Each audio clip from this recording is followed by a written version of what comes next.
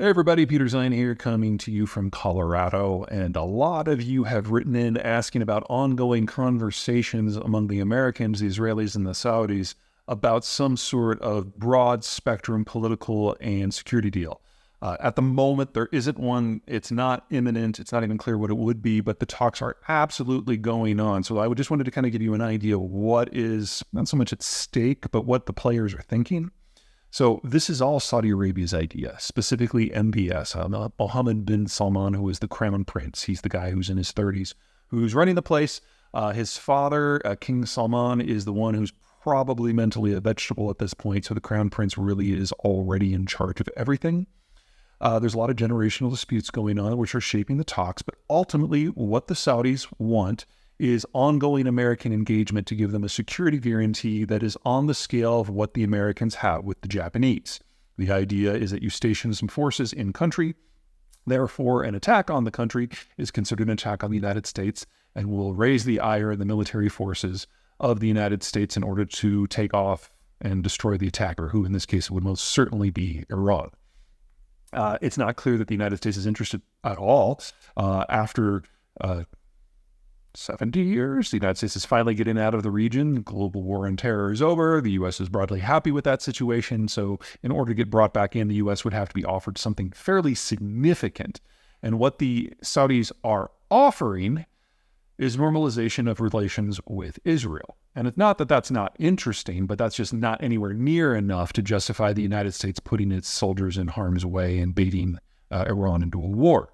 In addition, the Saudis are thinking that just the honor of having military forces in Saudi Arabia would be so high that the Palestinians could get tossed in as a side benefit, with Israel being forced to recognize some sort of shift in authority when it comes to things like the West Bank. This is a long shot. The United States is largely done with the region, and the Saudis are basically etching out a position where most other players are the ones who have to give something just for the honor of having a deal with Saudi Arabia. It screams of Saudi arrogance, specifically by Crown Prince MBS himself.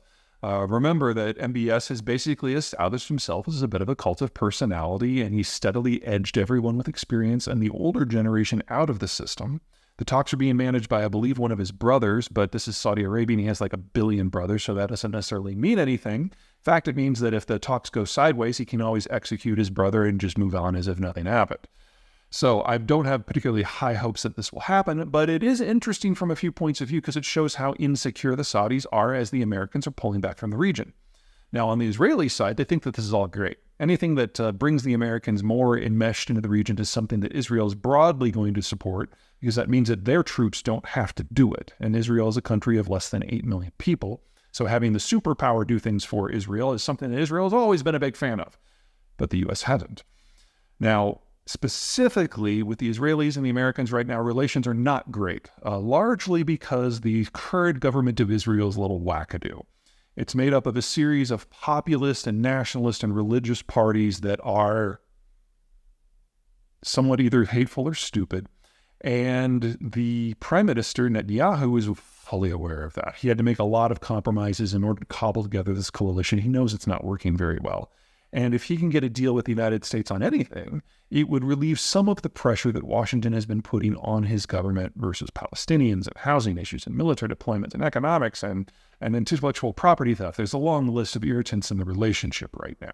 Anyway, that's where everyone kind of stands. There's one other little bit that indicates that you shouldn't expect this to get resolved very soon, and that it's not clear from the Saudis just how serious they are or are not about looping the Palestinians into this.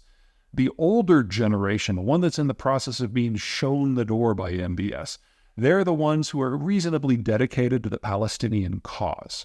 And if in whatever final communique comes out of this deal, assuming it works, the Palestinians are included, then you know that MBS is not nearly as powerful as we all thought, and the older generation still has some breath and life left in them.